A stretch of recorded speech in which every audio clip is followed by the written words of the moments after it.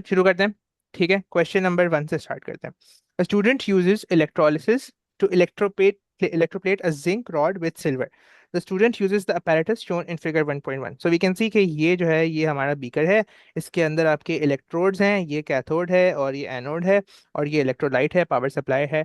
अब ए का नाम पूछ रहे हैं, A is beaker, very simple. ठीक है, फिर आगे बढ़ो। The zinc rod is used as the cathode in figure 1.1। Identify the element that is used as anode. अच्छा, अब यहाँ पर इंपॉर्टेंट बात यह है कि आप इलेक्ट्रोप्लेटिंग कर रहे हो। इलेक्ट्रोप्लेटिंग के अंदर आप इनर्ट इलेक्ट्रोड नहीं यूज करते। ठीक है, इलेक्ट्रोप्लेटिंग के अंदर आप वो इलेक्ट्रोड यूज करते हो जो कि आपको जिससे प्लेट करना होता है। ठीक है, सो एनोड पे आप क्या रखोगे? अब उन्होंने क्या किया, उन्होंने जिंक रॉड को सिल्वर से प्लेट कर रहे हैं। ठीक है, तो जो एनोड पे चीज होती है ना, इट इज दैट थिंग जिसको प्लेट करना है आपको। ठीक है, मतलब आप सिल्वर को प्लेट करना है ना आपको जिंक पे, तो यहाँ पे आएगा सिल्वर। और कैथोड पे जिसके अंदर आप प्लेटिंग कर रहे हो विच इज जिंक। ठीक है, ये हमने इलेक्ट्रोप्लेटिंग में पढ़ा था। सही है। हाँ, सो यहाँ इसका आंसर होगा एनोड पे सिल्वर। तो इलेक्ट्रोप्लेटिंग का कॉन्सेप्ट आपको पता होना चाहिए कि एनोड पे आप वो चीज रखते हो जिसको प्लेट करना है। ठीक है, तो we need to plate silver on the zinc rod, तो हम सिल्वर को एनोड पे रखेंगे। ठीक है, सजेस्ट अ सुटेबल इलेक्ट्रोलाइट। अब इलेक्ट्रोलाइट ऑब्वियसली आप कोई सॉल्यूबल कंपाउंड रखोगे। ठीक है, an electrolyte must contain the thing that you want to plate, मतलब सिल्वर आयंस में होने चाहिए। और कोई भी ऐसा सिल्वर आयन का सॉल्ट जो सॉल्यूबल हो, आप सिल्वर नाइट्रेट ले लो, ऑल नाइट्रेट्स आर सॉल्यूबल। क्यों सॉल्यूबल क्यों चाहिए? क्योंकि हमें आयंस में डिसोसिएट करना है ना। इलेक्ट्रोलाइट का मकसद है कि आयंस में डिसोसिएट हो आपके जो कंपाउंड है। ठीक है, सो आप यहाँ पे लिख दो silver nitrate because they are soluble. Make sense? इसमें 2 मार्क्स किस चीज के हैं? 2 मार्क्स किस चीज के हैं? एक तो कंस्टिट्यूएंट आयन का मार्क है और दूसरा सोल्यूबल का मार्क है। ठीक है, सही। तो ये बात हो गई। सही।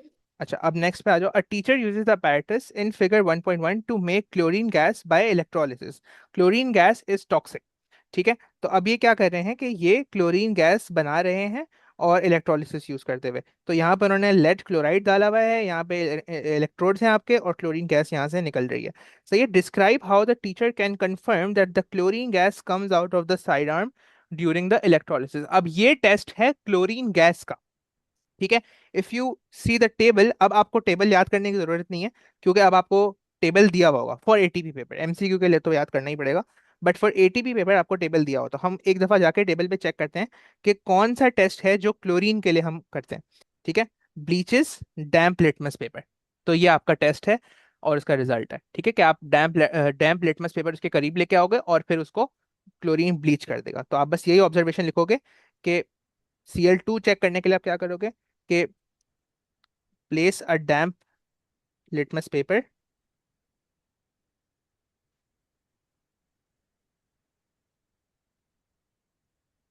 and if chlorine is detected, the litmus paper will be bleached।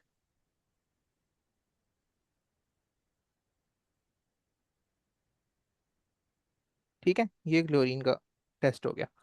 Next, state one safety precaution that should be taken due to the formation of chlorine gas in this experiment। अब आपको ऊपर बोला था, ऊपर वाले सवाल में कि chlorine gas is a toxic gas, यहाँ लिखा हुआ है chlorine gas is toxic, right? तो जब भी टॉक्सिक गैस होती है तो आप क्या करते हो, आप उसको फ्यूम कबर्ट में करते हो। ये हमने पहले भी कॉन्सेप्ट डिस्कस किया हुआ है कि you always do an experiment जिसमें टॉक्सिक गैस रिलीज हो रही है, तो you always do it in a fume cupboard. ठीक है, तो ये आपका हो गया क्वेश्चन 1 क्लियर। ठीक है, अब क्वेश्चन 2 पे आते हैं। A student investigates the time taken to make 50 centimeter cube of carbon dioxide gas when solid sodium hydrogen carbonate reacts with citric acid of different concentration। ठीक है, सो आपका सोडियम कार्बोनेट है, वो रिएक्ट कर रहा है सिट्रिक एसिड से to form sodium citrate water and carbon dioxide. ठीक है, अच्छा, अब क्या हो रहा है? Student does 5 experiments using the apparatus shown। ठीक है, ये डिस्प्लेसमेंट ऑफ वाटर वाला मेथड है। तो आपके पास ये कॉनिकल फ्लास्क है, यहाँ पे स्टॉपर लगाया हुआ है, stopper is just the rubber बंग। ठीक है, यहाँ पे डिलीवरी ट्यूब है और उसको इन्वर्टेड मेजरिंग सिलेंडर में किया हुआ है जिसके अंदर 50 सेंटीमीटर क्यूब ऑफ वाटर भरा हुआ है। ठीक है, सो अब जैसे ही जैसे गैस यहाँ आती जाएगी, this water will get displace, तो यहाँ पे गैस भरती जाएगी और ये वॉल्यूम कम होता जाएगा। So you can measure the volume यहाँ पर जितना उसने डिस्प्लेस किया वो आपका गैस का वॉल्यूम हो जाएगा। ठीक है। अच्छा, अब देखो क्या बोलते हैं। अब इस सवाल की बिल्कुल the worst mistake you could do in this question is कि आप इसको जल्दी में घुमा लो। ठीक है, आप बोलो जल्दी जल्दी निकल लो। इस पे आपको सबसे ज्यादा टाइम देना है क्योंकि इसके अंदर आपको समझना है। ठीक है, एक एक पॉइंट। तो हम समझते हैं कि ये बोल क्या रहा है। Experiment one, use a 50 centimeter cube measuring cylinder to pour 50 centimeter cube of citric acid into a 250 cm cube or 250 cm cube conical flask। तो उसने क्या किया, हमेशा डायग्राम बनाया करो ताकि आपको समझ आती रही चीजें। तो एक 50 सेंटीमीटर क्यूब का मेजरिंग सिलेंडर लिया, उसमें पूरा उसको 50 सेंटीमीटर क्यूब किससे भर दिया, सिट्रिक एसिड से भर दिया। तो इसके अंदर इसने सिट्रिक एसिड डाला, और ये जो सिट्रिक एसिड है फिर ये 250 सीएम क्यूब कॉनिकल फ्लास्क में डाला। तो 250 सीएम क्यूब कॉनिकल फ्लास्क में 50 सेंटीमीटर क्यूब सिट्रिक एसिड डाला यूजिंग द मेजरिंग सिलेंडर। ठीक है, पहला स्टेप। फिर अगली बात, use a 100 centimeter cube measuring cylinder to pour 55 cm cube of distilled water into the conical flask। अब क्या किया कि पहले स्टेप में उन्होंने क्या किया था कि सिट्रिक एसिड डाला इसमें कॉनिकल फ्लास्क में। फिर इसने क्या किया कि 100 सेंटीमीटर क्यूब मेजरिंग सिलेंडर, अब बड़ा वाला मेजरिंग सिलेंडर लिया, और उसमें क्या किया 55 CM cube of distil water भरा, इसमें इसने वाटर भरा और उसको डाल दिया इसी कॉनिकल फ्लास्क में।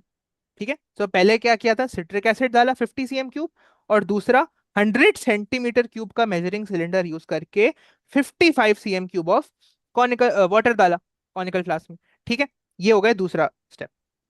फिर तीसरा स्टेप क्या हुआ कि swirl the flask and mix the content. ठीक है, आपने इसको गोल गोल घुमाया, swirl किया और कंटेंट्स को मिक्स किया। ठीक है, set up the apparatus as shown in figure 2.1, ensure the inverted measuring cylinder is full of water. तो अब आपने मेक श्योर किया कि सारा इन्वर्टेड मेजरिंग सिलेंडर जो है वो पानी से भरा हुआ है। तो इसको आप करते कैसे हो कि आप बेसिकली ये मेजरिंग सिलेंडर इसके अंदर पहले पूरा डिप करते हो। ठीक है, और इसके अंदर पानी भरते चले जाते हो। ठीक है, और थोड़ा सा यहाँ से आप ओपनिंग छोड़ते हो ताकि यहाँ से पानी सारा अंदर चला जाए। वंस दिस इज अप, फिर आप इसको क्लैंप कर लेते हो। तो ये क्लैंप स्टैंड है, तो ये पीछे से ऐसे स्टैंड से लगा होगा टेबल से। ठीक है, तो ये अब आपका इन्वर्टेड मेजरिंग सिलेंडर इस पे सेटअप हो गया। अब क्या होगा, अब आप जैसे रिएक्शन करोगे तो गैस रिलीज होगी। अब इस केस में कौन सी गैस निकल रही है, कार्बन डाइऑक्साइड निकल रही है। तो ये कार्बन डाइऑक्साइड जैसे जैसे यहाँ से निकलती जाएगी ये इस वाटर को डिस्प्लेस करती जाएगी, ये पानी यहाँ से इसके अंदर टब में वापस भरता जाएगा और आपका कार्बन डाइऑक्साइड यहाँ पे जमा होती जाएगी। ठीक है।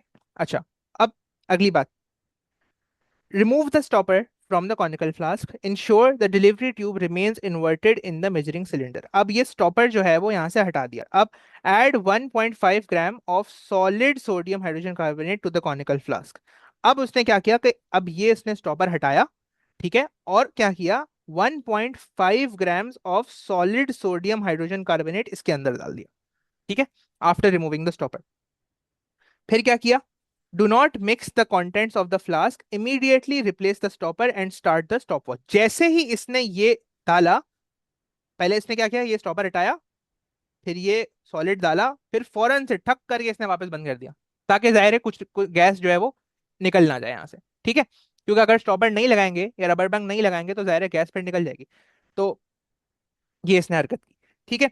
अच्छा, फिर ये स्टेप भी हो गया।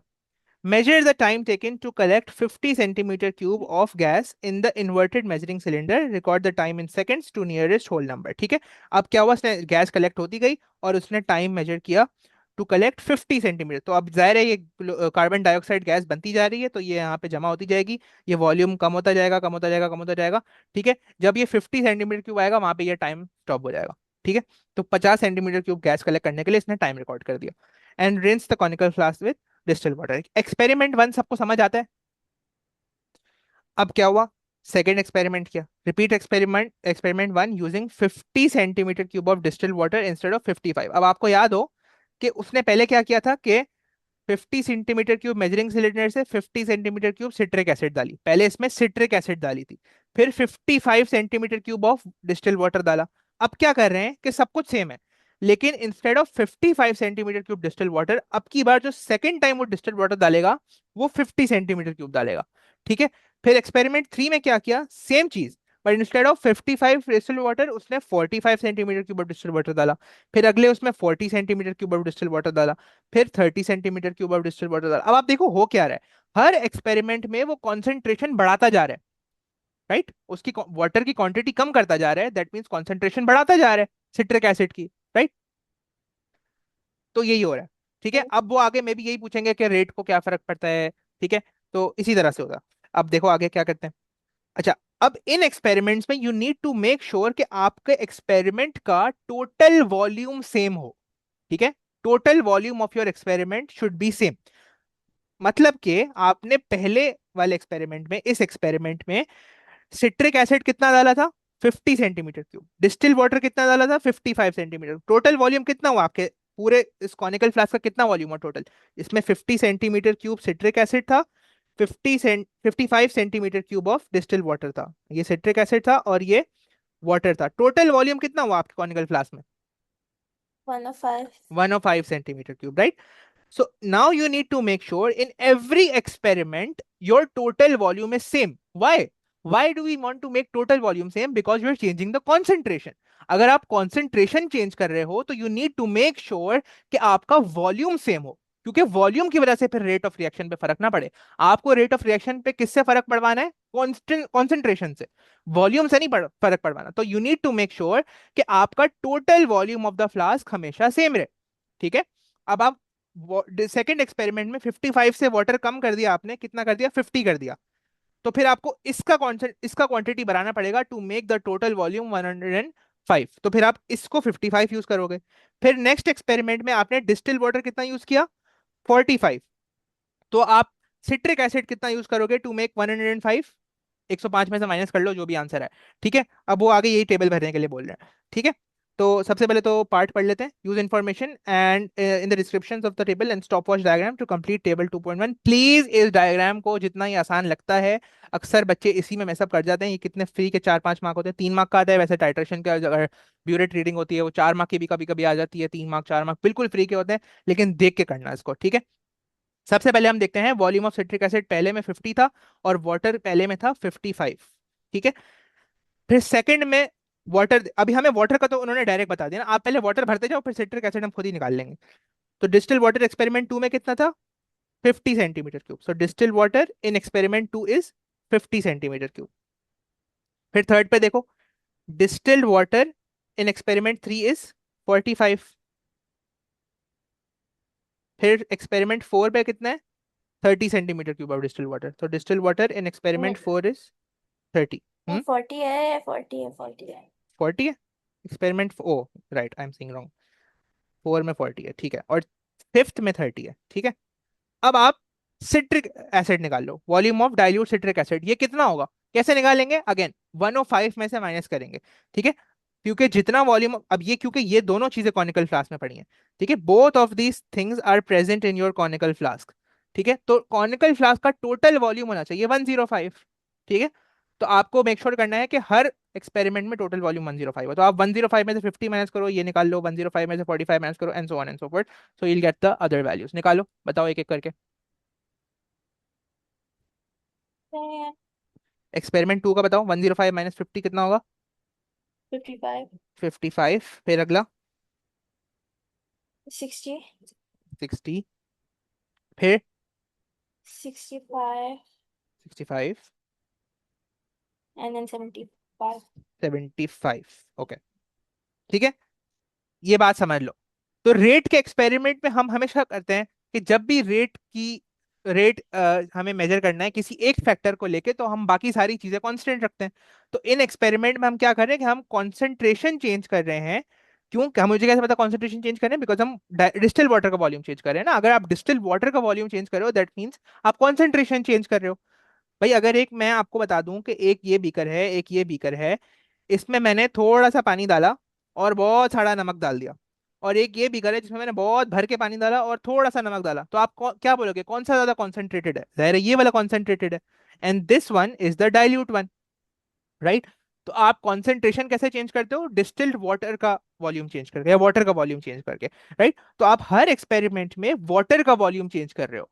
ठीक है, to change the concentration, but you need to make sure कि टोटल वॉल्यूम हमेशा सेम हो।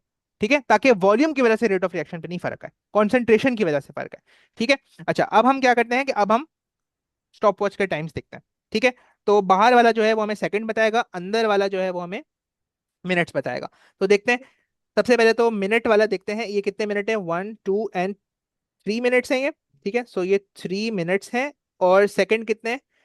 15 और ये होगा 16 17 18 19 20 21 22 23 24 25, ठीक है 25, सो 3 मिनट्स एंड 25 सेकेंड्स। आपको सेकंड में टाइम देना, तो 3 मिनट को भी फिर कर दो, तो 60 × 3 कर लो, और उसमें 25 ऐड कर देना बाद में। 40 प्लस 60 × 3 कितना होगा?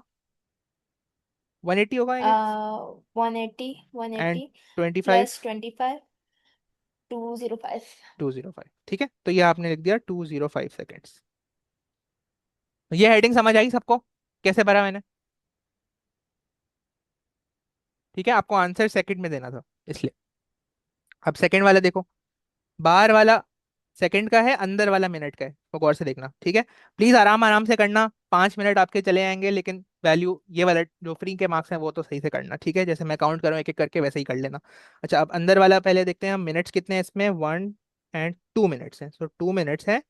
और सेकंड कितने हैं इसके, 0 सेकंड है, तो 0 सेकंड, दैट मीन्स 60 × 2 सेकंड में, 2 मिनट्स को 60 सेकेंड्स में करने के लिए, तो 120 सेकेंड हो जाएगा, right. Yeah. So this is 120 seconds. फिर अगली वैल्यू देखो, कितने मिनट है, 0 1, 1 मिनट है। और सेकंड कितने हैं, 15 से पहले जाओ, 14 13, 13 सेकेंड्स, तो 1 मिनट में 60 सेकेंड्स, और ये 13 अलग, तो ये 73 होगा। Yeah. तो यहाँ पे 73 सेकेंड्स आ गया, ठीक है। फिर अगले उसमें देखो, 0 मिनट्स हैं और सेकंड कितने हैं, 45, ठीक है, ये वाला नहीं देखना, ये तो अंदर मिनट का है, बाहर का देखो 45, तो इसमें सिर्फ 45 सेकेंड्स है। फिर नेक्स्ट वाला देखो, 0 मिनट्स है और सेकंड कितने हैं, 15 16 17 18 19 20, ठीक है, सो 20 सेकेंड्स। तो ये आपका टेबल पूरा कंप्लीट हो गया। अच्छा, ये तो बिल्कुल फ्री के 4 मार्क के ग्राफ बनाने हैं आपको। टाइम कलेक्ट टू सेकंड्स इन वाई एक्सेस, हमेशा ये पहले लिखा करो कि वाई एक्सेस पे क्या है, तो time collect to 50 centimetre of gases on y axis, और एक्स पे क्या है, वॉल्यूम ऑफ डिस्टिल्ड वाटर है, please make sure you write it correctly, distilled water वाला एक्स एक्सेस पे है, तो यहाँ पे एक्स लिख दो। अब आप बस वैल्यू निकालते जाओ और ग्राफ प्लॉट करो। तो 55 एंड 20 उन्होंने स्केलिंग करके दी है, नहीं करके दी, वाई एक्सेस की नहीं करके दी है, ठीक है, तो वाई एक्सेस की करते हैं हम लोग। वाई एक्सेस पे देखो, सबसे स्मॉलेस्ट वैल्यू आपकी कौन सी आ रही है, 20 आ रही है, और सबसे लार्जेस्ट वैल्यू क्या आ रही है, 205 आ रही है। 205।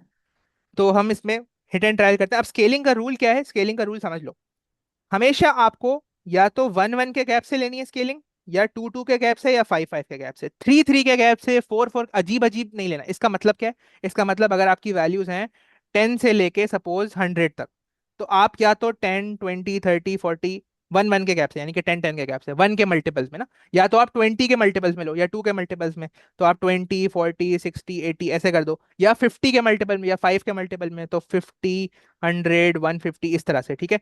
तो उसमें से फिर आपको चेक करना पड़ेगा कि सबसे स्मॉलेस्ट, सबसे ऐसी स्केल जो पूरा ग्राफ को, मैक्सिमम ग्राफ का एरिया कवर कर रही है, ठीक है। तो इसका प्लीज ख्याल रखना, ठीक है। अक्सर बच्चे क्या करते हैं कि देखते हैं अच्छा इनका ग्राफ इतना बन रहा है, तो वो क्या करते हैं, मतलब नहीं ये तो कवर हुआ ही नहीं, अब हम अजीब सी स्केल लेंगे, वो 30 60 90 इस तरह की वियर्ड स्केल लेते हैं, इस तरह की कोई स्केल नहीं लेना, पॉइंट्स प्लॉट करना अजाब हो जाएगा, ठीक है। तो स्केलिंग अगर आपको करनी हो तो फिर सिर्फ इन मल्टीपल्स में करना, ठीक है।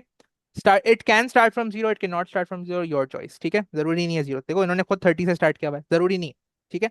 तो आप अजीब से मतलब अजीब से नहीं, बट थोड़ा सा ऊपर से भी स्टार्ट कर सकते हो। फॉर एग्जाम्पल, अगर आपकी स्मॉलेस्ट वैल्यू 20 है ना, तो आप यहाँ पे 20 कर लो, this point you can assume as 20, फिर आप इसको 40 कर लो, इसको 60 कर लो, ठीक है, ये भी कर सकते हो आप। नहीं, इससे पूरा 200 तक नहीं जाएगा। हाँ, वो हम करते हैं ना, मुझे आइडिया दे कि किस तरह स्केलिंग करनी है, ठीक है। अब आपको करना है 205 तक, तो अब आप चेक करो कि कौन सी स्केलिंग सबसे बेस्ट रहेगी। तो हम एक एक करके ट्राई करते हैं, ठीक है। तो अगर आप 20 40 60 80 करोगे तो जाहिर है 20 40 60 80 205 तक तो नहीं जाएगा, ठीक है। तो हमें ये तो कैंसिल हो गई। अब आप एक और ट्राई करके, अब आप 50 के मल्टीपल में करके देख लो, ठीक है। सपोज हमने यहाँ पे 0 अज्यूम किया, अगर हम यहाँ पे 50 करें, 100 करें, 150 करें, 200 करें, 250 करें, ये पहुंच जाएगा ना 205 पे, तो ये आपकी बेस्ट स्केलिंग हो गई, हम्म। ठीक है। तो हमेशा इसको इन मल्टीपल्स में ही करना, स्केलिंग 30 40 60 अजीब अजीब नहीं करना, ठीक है। तो हम स्टार्ट करते हैं, सबसे पहले यहाँ पे हमने 0 बना दिया, ठीक है। फिर हम यहाँ पे 50 कर लेते हैं, फिर यहाँ पे हम 100 कर लेते हैं, फिर हम 150 कर देते हैं, फिर हम 200 कर देते हैं, एंड देन हम 250 कर देते हैं, ठीक है। अगर आपकी ऐसे तो यहाँ पे लेबल हुआ हुआ है, लेकिन अगर लेबल नहीं हुआ हो तो लेबल का मार्क होता है, तो लेबल बिल्कुल वैसे जैसे टेबल पे लिखा है ना वैसे। सबसे पहले आप क्वांटिटी लिखोगे, फिर स्लैश डालोगे, उसके बाद यूनिट लिखोगे, ठीक है। ये आप लोगों ने फिजिक्स में भी करा होगा, ग्राफ वगैरह लेबल कैसे करते हैं, तो बिल्कुल वही वाला सेम प्रिंसिपल्स फॉलो होते हैं, ठीक है। चलो, अब हम प्लॉट करते हैं। फर्स्ट पॉइंट हमारा एक्स एक्सिस पे 55 और वाई एक्सिस पे 205। तो 55 इज दिस एंड 205 हमें देखना पड़ेगा। अब हमें यहाँ पे चेक करना है कि एक छोटा डब्बा कितना यूनिट रिप्रेजेंट करता है। तो इसका वैसे तो आप वैसे भी आंखों से भी देख सकते हो, बट अगर आपको नहीं समझ आ रहा तो आप ऐसे करो कि highest value minus lowest value divided by डब्बे कितने, ठीक है। हाईएस्ट वैल्यू कितनी है 250, माइनस लोएस्ट वैल्यू कितनी है 200, डिवाइडेड बाय इनके बीच में कितने डब्बे हैं, 10 डब्बे आ रहे हैं। ये आप लगाओगे तो आपको पता लग जाएगा कि एक स्मॉल बॉक्स, एक छोटा डब्बा कितने वैल्यू का है, ठीक है। इसका बताओ क्या आंसर आता है। 50/10 5। 5 होगा। या अच्छा, दैट मीन्स एक छोटा डब्बा 5 रिप्रेजेंट कर रहा है, ठीक है। हमें 205 पे करना है, तो दैट मीन्स 200 के बिल्कुल एक डब्बा आगे, तो यानी ये 205 है, एक छोटा डब्बा 5 है, तो देन 200 के एक डब्बा आगे। तो 55 और 205, ये हमारा पहला पॉइंट हो गया, ठीक है। पॉइंट्स का मैंने आपको पहले भी बताया हुआ है, हमेशा या तो क्रॉस लगा दो या तो एक छोटा सा डॉट और उसके आगे सर्कल, ठीक है। अब बिल्कुल भी ऐसे इतना बड़ा सर्कल भी नहीं बना देना, ठीक है, या फिर ऐसे डॉट यूं यूं करके भी नहीं बनाना, ठीक है। बिल्कुल एक छोटा सा डॉट और एक सर्कल, दैट्स इट, ठीक है, या तो क्रॉस बना लो। मैं हमेशा इसको रिकमेंड करता हूँ, पॉइंट्स प्लॉट करना आसान होता है।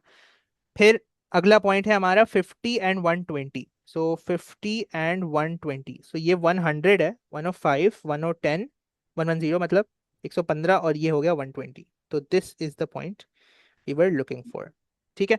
अच्छा, फिर हमारा नेक्स्ट पॉइंट है 60 एंड 73।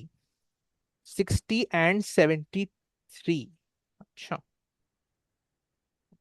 गलत देख रहा हूँ क्या मैं, हाँ गलत 60 देख रहा हूँ। नहीं नहीं नहीं नहीं, 45। हाँ ये मैं सॉरी ये देख रहा था 45 एंड 73। हाँ मैं खुद सोचूं इतना गंदा क्यों पॉइंट आ रहा है। 45 and 73। Okay, now we need to figure out कि 73 का होगा। 45 और 50 तो ये रहा, ठीक है। फिर दो डब्बे आगे 60, फिर दो डब्बे आगे 70, ये होगा 75, ठीक है। सो 60, 70 एंड दिस इज 75। हमें 73 पे करना है, तो हम यहाँ पे कहीं प्लॉट करते हैं, ठीक है। तो this is the point 50 and 73 वाला, ठीक है। उसके बाद 45 एंड 73, सॉरी 50 नहीं था, 45 था। फिर अगला है 40 एंड 45। 40 एंड 45, ठीक है। तो 50 से दो डब्बे नीचे होगा, 40 ये है, 50 एक डब्बा नीचे, 45 एक डब्बा 5 का था ना, तो ये हो गया 50 एंड 45, ठीक है। फिर अगला हमारे पास है पॉइंट 30 एंड 20, ठीक है। सो 30 and 20, so this is 10 and this is 20, right, 5 10 50, हाँ ठीक है। 30 एंड 20, ये हमारा आ गया लास्ट पॉइंट, और ये हमारा ग्राफ बन गया, ठीक है। अब आपको, क्या आपको लाइन ऑफ बेस्ट फिट नजर आ रही है। अब उन्होंने बोला भाई draw the line of best fit, क्या लाइन नजर आ रही है आपको। क्या ये लाइन नजर आ रही है, कर्व नजर आ रहा है। कर्व नजर आ रहा है, राइट। तो आप कर्व ही बनाओ, भले उन्होंने बोला भाई line of best fit, but you need to draw a curve. तो अब कर्व बनाने का तरीका बहुत आसान है, आपने स्मूथ कर्व बनाना है। अब मेरे पास तो टेक्नोलॉजी है, लेकिन आपको स्मूथ कर्व बनाना आना चाहिए। तो आसान है कर्व बनाना, पॉइंट सारे ऑलमोस्ट लाइन से ही गुजर रहे हैं, ठीक है। Maybe we can tweak here something, हाँ दिस लुक्स गुड, ठीक है। ऑलमोस्ट सारे पॉइंट लाइन से गुजरे, थोड़ा सा ऊपर जा रहे हैं ये वाला, बट चलता है इतना 19 20, ठीक है। तो ये हमारा कर्व बन गया। अच्छा, तो ये आपके 4 मार्क तो हो गए। The mean rate of reaction is calculated using the equation shown. Mean rate of reaction is volume of gas collected divided by the time taken to collect the gas, ठीक है। तो give the mean rate of reaction in experiment 3, give the units for mean rate of reaction you have calculated। अच्छा, so volume of gas collected, कितना gas collect हुआ है आपका, time taken तो आप यहां से निकाल लोगे, वॉल्यूम ऑफ गैस कलेक्टेड कितना होगा।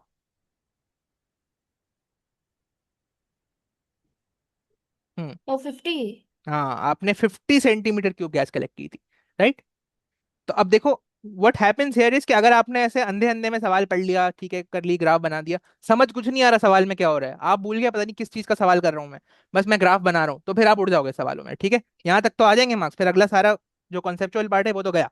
तो प्लीज मेक श्योर आपको पता हो कि क्या हो रहा है एक्सपेरिमेंट में, ठीक है। अब हमने ऊपर पूरा डिटेल देखा था कि वो गैस जो है ना वो 50 सेंटीमीटर क्यूब की कलेक्ट कर रहे हैं, राइट।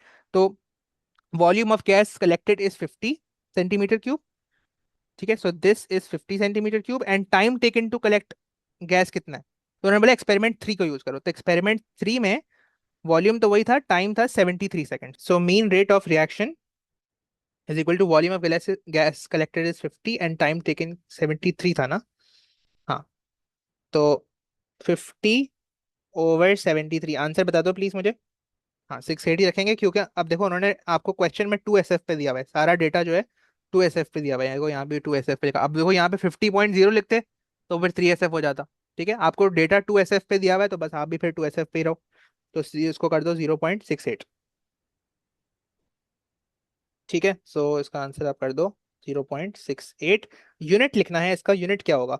वॉल्यूम ऑफ गैस क्या था, 50 cm³ था, और टाइम कितना था, सेकंड था। तो यूनिट क्या होगा, cm³ per second। cm³/सेकेंड।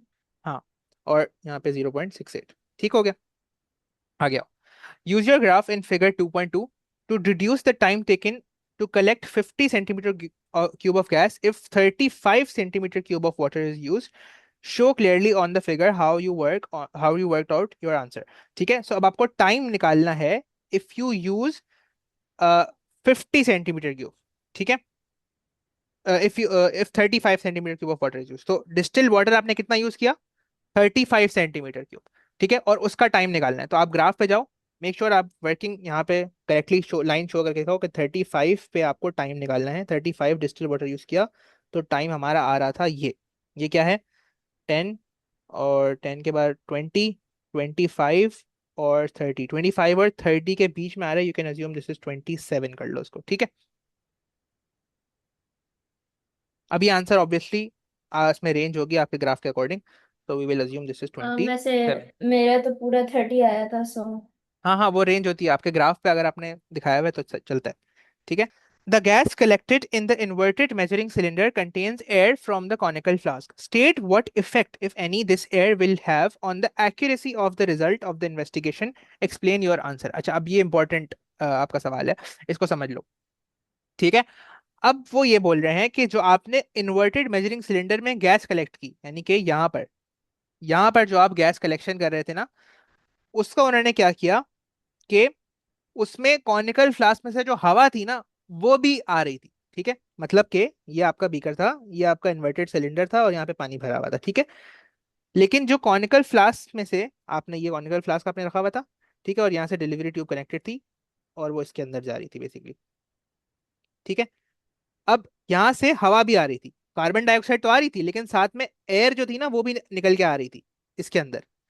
तो अब आपके जो मेजरिंग सिलेंडर है उसमें कॉनिकल फ्लास्क तो कार्बन डाइऑक्साइड तो आ रहा है यहाँ से डिलीवरी ट्यूब से, लेकिन साथ साथ हवा भी आ रही है, तो हवा भी वॉल्यूम ऑक्यूपाई करेगी, राइट। तो अब वो ये पूछ रहे हैं कि state what effect this air will have on the accuracy of the result and explain your answer. तो आपकी एक्यूरेसी कम हो जाएगी, क्यों, बिकॉज आपकी हवा का वॉल्यूम इसके अंदर आ रहा था। The air will occupy the volume of the volume in the measuring cylinder instead of carbon dioxide. अच्छा, अब आ जाओ next. Some gas escapes in short time between adding the solid sodium hydrogen carbonate to the conical flask and replacing the stopper in the conical flask. Explain how the apparatus can be changed so that no gas escapes.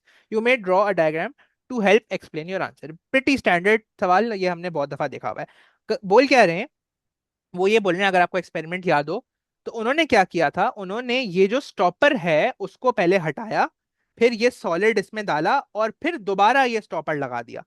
तो अब होगा क्या कि by the time आपने solid डाला और ये stopper आप वापस लगा रहे हो, इस टाइम में थोड़ी बहुत गैस यहां से निकल गई होगी, राइट। आपको तो सारी गैस कलेक्ट करनी है और उसमें वॉल्यूम मेजर करना है, बट होगा क्या कि by the time you add the stopper again, some of the gas escapes already. अब वो आपसे ये पूछ रहे हैं कि इस सेटअप को थोड़ा सा चेंज करो और ये बताओ कि ऐसा कौन सा बेहतर सेटअप हो सकता है जिसमें कोई भी गैस एस्केप ना हो। वापस पढ़ो सवाल। Some gas escapes in short time between adding the solid to the conical flask and replacing the stopper. जब आपने सॉलिड डाला और वापस रिप्लेस कर रहे हो स्टॉपर, उसके बीच में थोड़ी सी गैस निकल रही है। Explain how the apparatus can be change so that no gas escape. ठीक है, सवाल समझ आया पहले सबको? हम्म। अब आपके इसको दो तीन तरीके थे जो हमने नोट्स में भी पढ़े हुए हैं, वो मैं आपको दिखा देता हूँ। ठीक है, यहाँ पे देखो, ये गैस कलेक्शन के तीन मेथड थे ना। अब इसमें हमने पढ़ा था कि या तो आप एक मिनी टेस्ट ट्यूब डाल दो, एक स्ट्रिंग से बांधो मिनी टेस्ट ट्यूब, जिसमें आपका सारा सॉलिड पड़ा होगा। You pull the test tube, pull the string, तो इस टेस्ट ट्यूब में से जो सारा सॉलिड है वो इसके अंदर गिर जाएगा और आपकी गैस बनना शुरू हो जाएगी। ठीक है, and you leave the test tube as it is, वो भले यहाँ पे पड़ी होगी, लटक रही होगी, आपकी गैस सारी कलेक्ट हो जाएगी। ये एक तरीका है। दूसरा, आप कॉनिकल फ्लास्क ऐसा यूज कर लो जिसमें डिवीजन हो, डिवाइडेड कॉनिकल फ्लास्क यूज करो। तो अब आप एक सॉलिड, एक साइड पे आप सॉलिड रखोगे, दूसरे साइड पे आपका जो सोल्यूशन है सर वो आप रखोगे। पहला वाला दोबारा समझा सकते हैं क्या, उसमें क्या होगा? फॉर सपोज ये हम कर रहे हैं मैग्नीशियम और हाइड्रोक्लोरिक एसिड का रिएक्शन। ठीक है, तो हमें पता है कि acid plus metal form salt and hydrogen, तो हाइड्रोजन गैस हम यहाँ पे कलेक्ट कर रहे हैं। ठीक है, अब आपको ये चाहिए कि अगर दो ऑप्शन है ना, या तो आप ये रबर बंग हटाओ, मैग्नीशियम डालो और फिर ये रबर बंग वापस लगा दो, इसमें जिस bye the time you add the rubber बंग थोड़ी गैस निकल जाएगी। तो अब आपको उसको मिनिमाइज करना है। क्या तरीका है? आप एक टेस्ट ट्यूब, आप एक स्ट्रिंग से एक छोटी सी टेस्ट ट्यूब कनेक्ट कर दो। ठीक है, जो कि आप इसमें डालो। अब ये इसके अंदर हुई भी नहीं है, पूरी डिप नहीं है, बस इस कॉनिकल फ्लास्क के अंदर पड़ी हुई है, रबर बंग लगा हुआ है। अब जैसे ही आप इस स्ट्रिंग को पुल करोगे, ये जो सारा सॉलिड इसके अंदर पड़ा हुआ है टेस्ट ट्यूब के अंदर, वो यहाँ से वापस गिर के इसके अंदर चला जाएगा। ठीक है, और ये जो टेस्ट ट्यूब है ये थोड़ी सी ऊपर पड़ी हुई होगी, ये ऐसे ही लटकी हुई होगी। अब सॉलिड इसके अंदर जाएगा तो उससे रिएक्शन करेगा, फिर सारा गैस निकलेगा और यहाँ पे कलेक्ट हो जाएगा। ठीक है,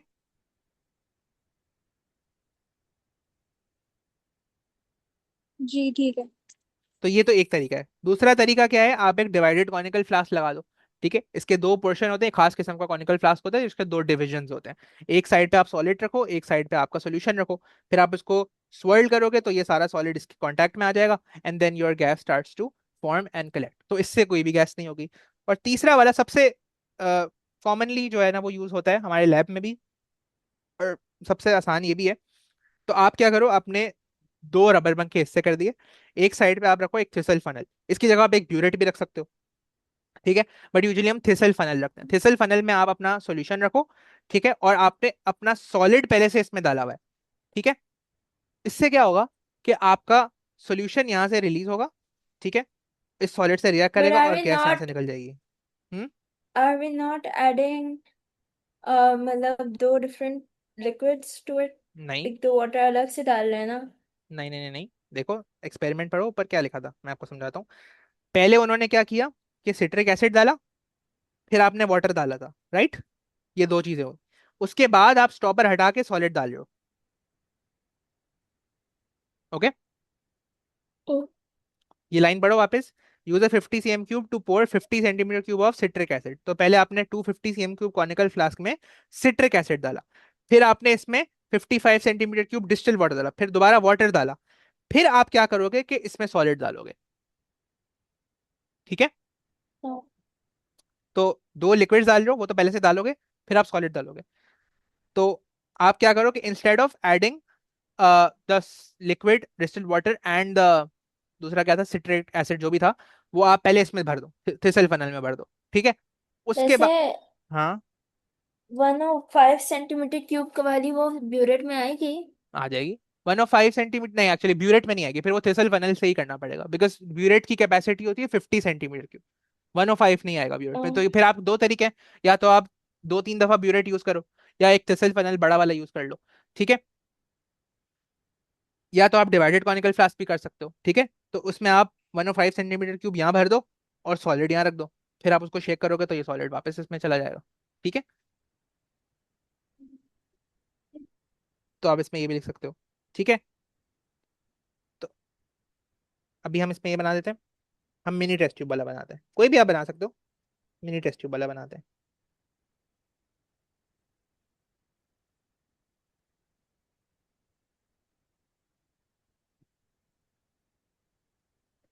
ये आपका कॉनिकल फ्लास्क आ गया। सर मिनी टेस्ट ट्यूब वाले के लिए भी हम पहले इसको स्वर्ल करेंगे, तो जो टेस्ट ट्यूब के अंदर होगा वो इसके अंदर आगे गिर जाएगा। स्वर्ल नहीं करेंगे, आप उसकी स्ट्रिंग पुल करोगे ना। अच्छा हाँ सॉरी, स्ट्रिंग पुल करेंगे। वो स्वर्ल वाला सेकंड वाले मेथड में, जब वो दोनों वो डिवाइडेड वाली कॉनिकल यस फ्लास्क होगी। यस यस, थोड़ा ऊपर बनाते हैं इसको। ठीक है, ये आपकी टेस्ट ट्यूब आ गई, ये स्ट्रिंग आपने इससे कनेक्ट की हुई है। ठीक है, और इस टेस्ट ट्यूब के अंदर आपका सॉलिड जो भी था, सोडियम हाइड्रोजन कार्बोनेट, वो भरा हुआ है। और इस कॉनिकल फ्लास्क में आपने 105 सेंटीमीटर का, ये थोड़ा ऊपर बनाना इसको। Oops. अच्छा, अब आपने इस कॉनिकल फ्लास्क में डालना है जो भी आप इसमें डाल रहे थे, डिस्टिल्ड वाटर और सिट्रिक एसिड, या वो जो भी था सिट्रिक वाला, सिट्रिक एसिड ही था I think. Make sure you raise the level of this थोड़ा सा, ताकि वो उसमें डिप ना हुआ वो। ठीक है,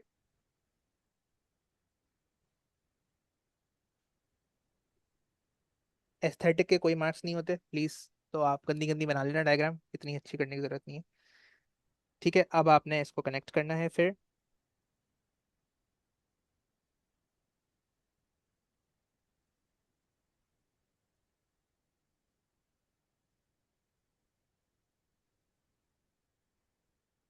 आगे का तो सेम ही होगा। अब आपने इन्वर्टेड मेजरिंग सिलेंडर बनाना है। तो जो सेम होगा हमें वो भी बनाना है। नॉट रियली, बना दो, क्या फर्क पड़ता है, जरूरत नहीं है वैसे, आई डोंट थिंक वो उसका मार्क होगा वैसे। मेन मार्क है ये जो दूसरी वाली चीज का। ठीक है, यहाँ पे पानी भर दो। ठीक है, और लेबल भी कर दो। डायग्राम जब भी बनाया करो तो लेबल, अच्छा आपने ये नहीं बनाया, रबर बंग नहीं बनाया, तो दिस इज द रबर बंग, या स्टॉपर उन्होंने लिखा था, स्टॉपर लिख दो, एक ही बात है। ठीक है, this is the mini test tube, and बाकी तो सब सेम ही है, कॉनिकल फ्लास्क तो वही है। ठीक है, you can also right divided conical flask वाली चीज। अच्छा जी, तो अब इसकी एक्सप्लेनेशन लिखते हैं। Place a mini test tube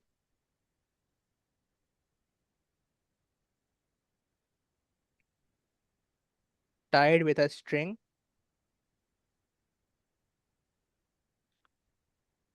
in the conical flask.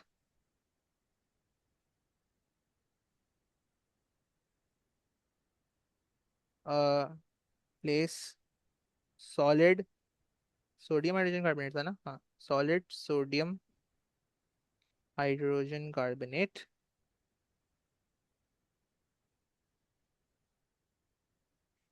inside the test tube.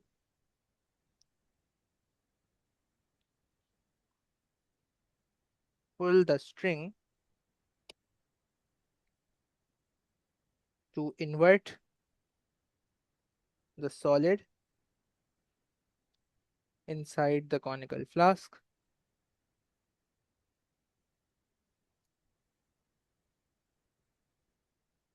To avoid the gas escaping.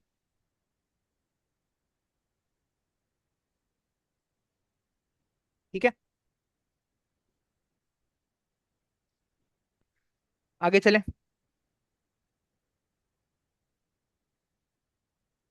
अच्छा, अब उन्होंने बोला state the effect if any the gas escaping has on the time taken to collect the 50 centimetre cube of gas compared to if the apparatus was changed so that no gas escapes. अब वो ये बोल रहे हैं कि आपने एक तो ये नॉर्मल एक्सपेरिमेंट किया जिसमें से गैस उड़ रही थी पहले, और इसमें तो कोई भी गैस नहीं उड़ेगी, तो अब टाइम को क्या फर्क पड़ेगा।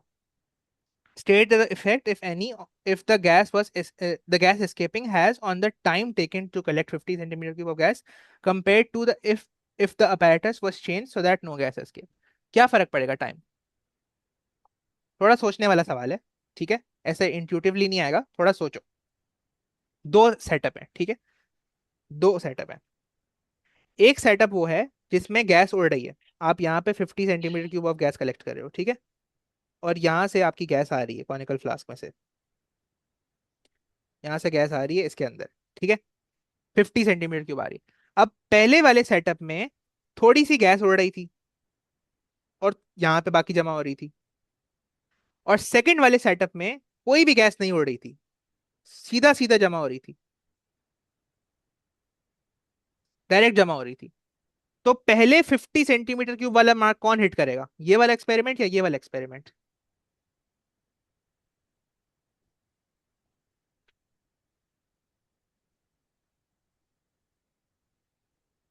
सेकंड। सर जो सेकंड वाला है।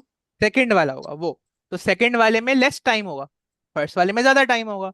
क्यों? क्योंकि इसमें गैस थोड़ी एस्केप कर रही थी, इसमें आपकी गैस जो थी वो डायरेक्टली जमा हो रही थी, कोई भी गैस एस्केप नहीं कर रही थी।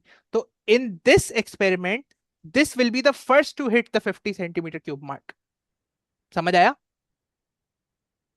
तो या you will need less time, तो आप लिखोगे कि लेस टाइम इज नीडेड। वैसे उन्होंने दूसरी वर्डिंग से नहीं पूछा है आई हाँ थिंक। हाँ, वैसे लिख दो if the apparatus was changed, आप लिख दो कि नहीं। More time if the apparatus was not changed। हाँ। ठीक है, वैसे भी लिख दो, बात वही है। Gas escaping, if the gas is escaping, then more time is taken. No? Then I guess is State the effect if any the gas escaping has on the time अच्छा, तो आप उल्टा रख दो। हाँ, वैसे भी लिख सकते हो कि अब क्योंकि हमने यहाँ पे स्पेसिफाई कर दिया ना आगे, तो आप ऐसे लिख दो कि more time if the apparatus was not changed। इसी को चेंज कर लेते हैं, more time is needed if the apparatus was not changed। ठीक है, वो एक मार्क होता है, अगर आपने देखा हो ORA, ORA नहीं सॉरी AWP, यही होता है ना, AW नहीं, वो तो एनी वैलिड पॉइंट होता है। ORA होता है और रिवर्स, ORA ही होता है और रिवर्स आर्ग्यूमेंट। तो वो आप रिवर्स आर्ग्यूमेंट वाला मार्क दे देगा ना आपको। दैट मीन्स वही बात आप कर रहे हो बट थोड़ा सा अलग तरीके से, वो भी आपको मार्क दे देगा उसका। oh ठीक है, अच्छा जी। अब बोलते हैं on figure 2.2 sketch the graph you would expect when the investigation is repeated using the citric acid of different concentration at 50 degree instead of room temperature। Room temperature होता है 25 के करीब, अब आपने टेम्परेचर बढ़ा दिया, तो आपके वॉल्यूम को क्या फर्क पड़ेगा? ठीक है, ग्राफ को क्या फर्क पड़ेगा? ग्राफ में देखो क्या हो रहा है, ग्राफ में वॉल्यूम ऑफ डिस्टिल्ड वाटर था और टाइम था, तो अब बताओ क्या होगा?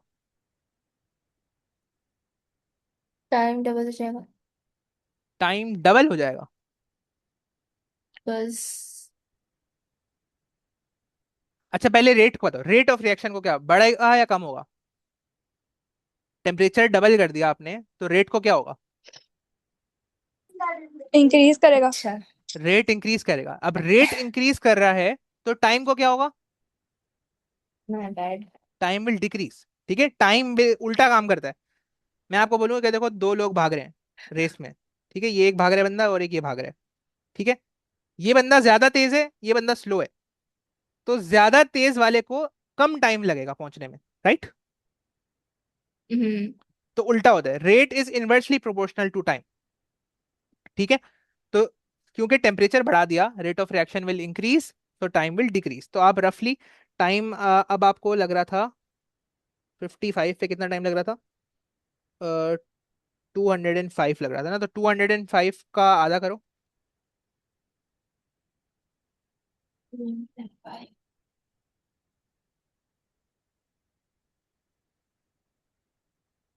102.5।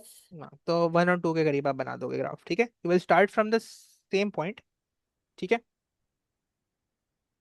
तो यहाँ से हम शुरू करते हैं, 1 और 2 पे मार्क कर लेते हैं ना, 55 एंड 1 और 2 पे मार्क कर देते हैं 100, और ये 105 है, तो 1 और 2 कुछ यहाँ करके होगा। ठीक है, सो आप यहाँ से लेके, उप्स, Sir, would we take like multiple points for नहीं नहीं, रफ better बना, graph? स्केच बनाना, रफ बनाना। तो पहला आपका ये पॉइंट कितना आया था? 20, 10, 20 पे आ रहा था ना, तो बस ये 10 पे आ जाएगा, ये आएगा। ये समझ आया मैंने क्यों किया?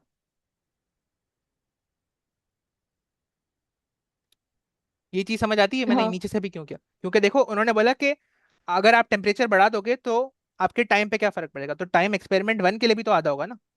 दिस वाज द पॉइंट, जब एक्सपेरिमेंट 1 पे आपका टाइम आ रहा था, तो टाइम तो सब पे कम होगा ना। ठीक है, अच्छा, एक हमने यहाँ पे गलती की है इस ग्राफ में, वो हमने ये हरकत की है जो हमने एक्सट्रैपोलेशन कर दी है फजूल की। ये प्लीज नहीं करना, अगर तो उन्होंने बोला नहीं है ना, तो आप ये नहीं करना। ठीक है, एक सेकंड, इसको मिटा देते हैं यहाँ से, बस यहीं तक बनेगा ग्राफ, एक्सट्रैपोलेट नहीं करना हो। करना ना। हाँ, अगर तो वो बोलेंगे तो करना है। ठीक है, वरना यहाँ लिखा होता है एक्सट्रैपोलेट योर ग्राफ, तो मतलब आपको एक्सटेंड करना है। ठीक है, तो उन्होंने नहीं बोला तो we'll just stay with it. तो ये आपका क्वेश्चन नंबर 2 कंप्लीट हो गया, ठीक है। अच्छा, अब आगे चलते हैं। आयरन टेस्ट वेरी इजी, बिल्कुल छापने वाले सवाल हैं ये। Student test 2 substances solid A and solution B, ठीक है। अब वही स्टैंडर्ड सवाल है, पहले आपको सॉलिड ए का बता देंगे, ये कर रहे हैं, ये कर रहे हैं, ये कर रहे हैं, बता दो क्या है, और सॉलिड बी के बारे में आपको पता लगाना होगा, ठीक है। तो वो आपको बाद में एक्सपेरिमेंट करके पता लगाना होगा। पहले सॉलिड ए के बारे में चेक करते हैं। अब सॉलिड ए हमें नहीं पता क्या है, ठीक है, हमें पता लगाना है क्या है। तो आइए अपने सीआईडी वाले दिमाग खोल लें और शुरू करते हैं। Place about a half of solid A in a boiling tube. क्या किया, सॉलिड ए को आधा काटा और उसको बॉइलिंग ट्यूब में डाल दिया, ठीक है। बॉइलिंग ट्यूब इज जस्ट बड़ी वाली test tube used for boiling, तो इसके अंदर आपने डाल दिया solid. Heat solid A strongly in the boiling tube. इस बॉइलिंग ट्यूब को आपने क्या किया कि हीट किया, ठीक है। ऐसे ही सॉलिड पड़ा हुआ था, इसको आपने क्लैंप उससे टेस्ट ट्यूब होल्डर से पकड़ा, ठीक है, बॉइलिंग ट्यूब होल्डर से, और फिर आप यहाँ पे हीट कर रहे हो उसको बंसन बर्नर से। ये क्या हो रहा है यहाँ पे, ये हो रही है थर्मल डीकॉम्पोजिशन। अब ये सॉलिड डीकम्पोज होगा, ठीक है। So this is thermal decomposition. किसी भी चीज को हीट करते हो तो आपको ऐसा सेटअप होना पता होना चाहिए कि आप टेस्ट ट्यूब होल्डर में पकड़ते हो उसको, बॉइलिंग ट्यूब में essentially, this is your boiling tube holder, ठीक है, यहाँ से आप पकड़ते हो उसको, और फिर यहाँ पे आप बंसन बर्नर रखते हो टू हीट द सब्सटेंस, ठीक है। और सॉलिड टर्न्स ब्लैक, ठीक है, ये आपकी ऑब्जर्वेशन आई है। अच्छा, तो अभी हमें पता ही नहीं क्या है ये, आगे देखते हैं, मे बी हमें थोड़ा और आइडिया हो। Place the remaining solid A in a boiling tube. Add 10 centimeter cube of hydrochloric acid to the boiling tube and test any gas given off. The solution that is formed is solution C. अब देखो हुआ क्या कि solid A को उसने क्या किया कि एक boiling tube में डाला, ठीक है, और इस boiling tube में इसने HCl डाला। Add 10 centimeter cube of hydrochloric acid to the boiling tube. तो अब इस boiling tube में इसने क्या डाला, HCl डाला। तो अब ये ज़ाहिर रिएक्शन हुआ, और जो आपकी गैस गैस कोई भी निकली, उससे ये उसको आपने टेस्ट किया, ठीक है। Test any gas is given off. The solution that is formed is solution C, और जो इसका सॉल्यूशन बना वो सॉल्यूशन सी बना। अब आपकी ऑब्जर्वेशन देखो क्या है, एफरवेसेंस इज सीन, तो जाहिर है कोई रिएक्शन हो सकता है। अब में कौन सा रिएक्शन हो सकता है, यहाँ पर ये हो सकता है कि मेटल हो सॉलिड ए, तो metal plus acid will form hydrogen gas, तो उसका भी एफरवेसेंस हो सकता है कि ये कोई कार्बोनेट हो, तो उसका कार्बन डाइऑक्साइड का एफरवेसेंस हो सकता है, ठीक है। या तो ये भी हो सकता है कि उसका, नहीं बेस तो नहीं हो सकता क्योंकि उसमें तो गैस निकलती है। तो बस ये दो ही अभी तक मेरे जहन में आ रही पॉसिबिलिटी, आगे देखते हैं क्या होता है। अब दूसरी ऑब्जर्वेशन क्या बोली, some of the solid A dissolves to form a blue solution. अब ये बहुत इंपॉर्टेंट बात है, some of solid A dissolves to form a blue solution. आपने ये जो सॉलिड ए डाला था, अब वो ब्लू कलर का सॉल्यूशन बन गया है इस टेस्ट ट्यूब में, ठीक है। और गैस कौन सी निकल रही है, lime water turns milky, gas जो निकल रही है उसका टेस्ट किया, तो आपने क्या observation I, lime water terms. ये किसकी है ऑब्जर्वेशन, कौन सी ऐसी गैस है जो लाइम वाटर को मिल्की कर देती है। Carbon dioxide. बिल्कुल। सो दिस मीन्स कि आपके अंदर, आपके जो सॉलिड ए में से जब आपने HCl डाला तो कार्बन डाइऑक्साइड निकल रही थी। इसका मतलब है कि इसके अंदर क्या होना चाहिए, ये सॉलिड ए क्या होना चाहिए, some kind of carbonate. Some kind of carbonate, very good, ठीक है। Solid A must be a metal carbonate, क्यों, क्योंकि जब आपने एसिड डाला तो कार्बन डाइऑक्साइड निकल रही है। अब यहां से आपको एक और ऑब्जर्वेशन करो, अभी तो हमने ये डिड्यूस किया कि there is some kind of carbonate, अब ये कौन सा काइंड ऑफ कार्बोनेट है, ये आपको इस लाइन से पता लगेगा कि some of the solid A dissolves to form a blue solution. आपको पता है बेटा कि कॉपर के जब आयंस होते हैं कॉपर 2+ के, जब वो सॉल्यूशन में जाते हैं तो वो ब्लू सॉल्यूशन फॉर्म करते हैं, right. Copper 2+ ions form a blue solution, that means ये कार्बोनेट भी किसका होगा फिर, कॉपर का कार्बोनेट होगा, राइट। हमें पता है कि जब हम कॉपर कार्बोनेट को CuCO3 को HCl में रिएक्ट करवाएंगे तो ये बनेगा कॉपर क्लोराइड बनेगा, CuCl2, Cu2+ होता है Cl-1, ठीक है, और वाटर बनेगा और कार्बन डाइऑक्साइड बनेगी, राइट। तो अब आपका कार्बोनेट कौन सा था, कॉपर। मुझे कैसे पता कॉपर है, क्योंकि उन्होंने बोला कि जो सॉल्यूशन बन रहा है HCl डालने के बाद, यानी कि कॉपर क्लोराइड का, इस कॉपर क्लोराइड में कॉपर 2+ आयन है, एंड कॉपर 2+ आयन का कलर क्या होता है, ब्लू कलर होता है। तो यहां से हमने ये डिड्यूस किया कि ये जो कार्बोनेट था वो कॉपर कार्बोनेट था। Make sense. Solution C is divided into 3 approximate equal. Equal portion. Solution C कौन सा है? कॉपर क्लोराइड का सॉल्यूशन है। ठीक है, क्योंकि उन्होंने बोला कि आपने सॉलिड ए डाला HCl के साथ रिएक्ट करवा के, ठीक है, और जो सॉल्यूशन बना उसको सॉल्यूशन सी बोल रहे हैं, तो ये वाला सॉल्यूशन बना ना। ठीक है, कॉपर क्लोराइड का सॉल्यूशन बना। अब आपके पास क्या है? कॉपर क्लोराइड का सॉल्यूशन है। दिस इज कॉपर आयंस इसमें है, कॉपर 2+ और क्लोराइड आयंस है। ठीक है, और इस सॉल्यूशन सी को उसने 3 इक्वल पोर्शन में डिवाइड कर दिया। तो इसको फर्दर छोटी छोटी छोटी छोटी टेस्ट ट्यूब में 3 अलग पोर्शंस में डिवाइड कर दिया। ठीक है, अच्छा, to the first portion of solution C add aqueous sodium hydroxide dropwise and then in excess. आप कैट आयन का टेस्ट करो, जब भी कैट आयन का टेस्ट करते हैं we always add sodium hydroxide dropwise and then in excess. तो आपकी ऑब्जर्वेशन क्या नजर आई? Blue precipitate forms which remains in excess. Remains मतलब डिसॉल्व नहीं हुआ, अभी भी वो है प्रेसिपिटेट। ठीक है, तो जब आपने सोडियम हाइड्रोक्साइड पहले वाली छोटी टेस्ट ट्यूब में सोडियम हाइड्रोक्साइड डाला तो आपको एक ब्लू प्रेसिपिटेट नजर आया, और एक्सेस में जब डाला तो भी वो रहा प्रेसिपिटेट, वो डिसॉल्व नहीं हुआ। ठीक है, अगर वो डिसॉल्व होता तो वो गायब हो जाता प्रेसिपिटेट। ठीक है, उसका सोल्यूशन बन जाता, बट क्योंकि आप एक्सेस में है, जब आपने एक्सेस में डाला सोडियम हाइड्रोक्साइड तो वो प्रेसिपिटेट रह रहा है। यहां से आप क्या ऑब्जर्वेशन निकाल सकते हो कि आपके पास कॉपर 2+ आयन थे इसके अंदर। ठीक है, ये हमने पहले भी निकाल दिया था, बट यहां से आपको फर्दर कंफर्मेशन हो गई। क्यों? बिकॉज जब कॉपर 2+ आयन होते हैं, let me show you the table as well. ठीक है, सो NaOH के साथ कॉपर 2+ आयन जो है वो ब्लू प्रेसिपिटेट देते हैं which is insoluble in excess. Insoluble means it remains in access. ठीक है, तो यहां से आपको फर्दर कंफर्मेशन हो गई कि copper 2+ ions से। तो even if you could not identified copper 2+ from here, यहां से आपको पक्का पता चल जाना चाहिए। ठीक है, ये हो गया पहला टेस्ट। इसके बाद टेस्ट 4 में उन्होंने क्या किया? To the second portion of solution C add 1 cm³ of nitric acid followed by aqueous barium nitrate. ये किसका टेस्ट कर रहे हैं हम? Nitric acid with barium nitrate किसका टेस्ट होता है? सल्फेट। सल्फेट आयन का होता है। ठीक है, तो ये बात आपको पता होनी चाहिए कि जब हम नाइट्रिक एसिड और बेरियम नाइट्रेट जब डालते हैं तो हम सल्फेट आयन का टेस्ट करते हैं। जब हम नाइट्रिक एसिड और सिल्वर नाइट्रेट डालते हैं तब हम क्लोराइड, ब्रोमाइड या हेलाइड आयंस का टेस्ट कर रहे होते हैं। ठीक है, तो ये बात आपको बतानी चाहिए। उन्होंने nitric acid with barium nitrate किया, that means they are testing for sulphate ions and no change. तो इससे आपको क्या समझ आया कि there are no sulphate ions present, right?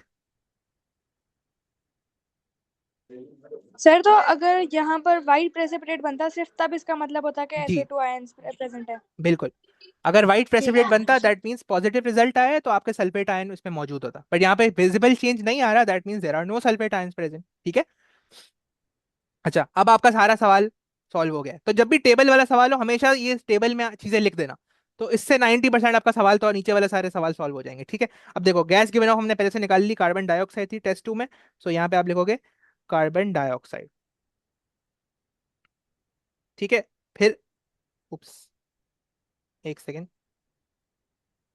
Okay, so this is carbon dioxide. ठीक है, अच्छा आगे आ जाओ। State the conclusion or about solid A that can be made from the observation in test 4।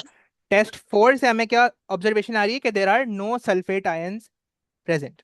ठीक है, so no sulphate ions are present.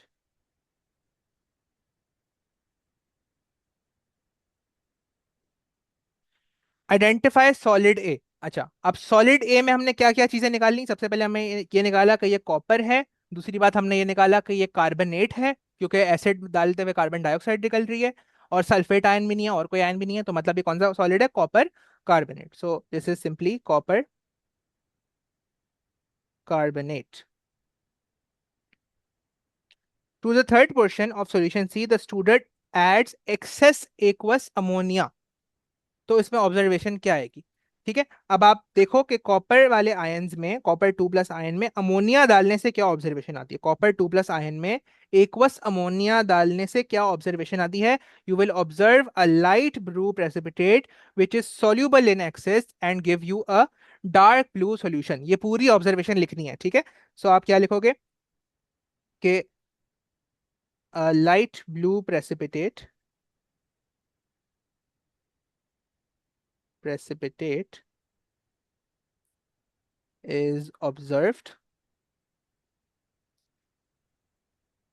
which dissolves in excess, which dissolves sir ये आपने कैसे किया कि आपने सी में जो हुआ था उसमें आपने चेक किया कि अगर हम उसमें अमोनिया डालेंगे तो क्या होगा? हाँ सी में देखो क्या था, सी में आपका कॉपर क्लोराइड के 3 पोर्शन बनाए थे ना उसने, ये था सॉल्यूशन सी हाँ। कॉपर क्लोराइड का। तो अब वो बोल रहे हैं कि थर्ड पोर्शन ऑफ सॉल्यूशन सी, यही कॉपर क्लोराइड वाला सॉल्यूशन, उसमें आपने एक्वस हाँ। अमोनिया डाला। तो क्लोराइड का तो कोई काम नहीं है एक्वस अमोनिया के साथ, कैट आयन का टेस्ट होता है। NaOH और एक्वस अमोनिया का हमेशा टेस्ट करते हो sodium hydroxide, and aqueous ammonia is always use to test for cation, positive ion. ठीक है, तो हम्म। क्लोराइड का तो कोई काम नहीं है। लेकिन कॉपर 2+ आयन में जब आपने एक्वस अमोनिया डाला तो क्या ऑब्जर्वेशन आ रही है? लाइट ब्लू प्रेसिपिटेट फॉर्म हो रहा है, डिसॉल्व हो रहा है, सॉल्यूबल है, मतलब अगर आपने एक्सेस डाला तो वो डिसॉल्व हो जाएगा, एंड वो डार्क ब्लू सॉल्यूशन बन जाएगा, giving a dark blue solution. ठीक है, ठीक है। तो ये लिखना है हमने कि a light blue precipitate is observed which dissolves in excess and gives a dark blue solution.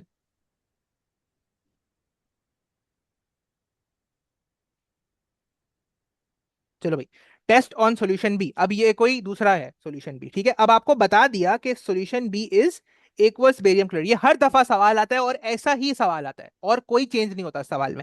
एक आपको पता लगाना होगा, दूसरा आपको बता दिया होगा, उसमें आपको टेस्ट कर करके जो है ना उसको कंफर्म करना होगा। ठीक है, सो अब आपको बता दिया कि solution B is aqueous barium chloride, यानी कि इसके अंदर बेरियम आयंस हैं और इसके अंदर क्लोराइड आयन। ठीक है, अच्छा अब student divides solution B into 3 equal portion. तो आपके पास बेरियम क्लोराइड था, ठीक है, उसको उसने 3 इक्वल पोर्शंस में डिवाइड कर दिया। ठीक है,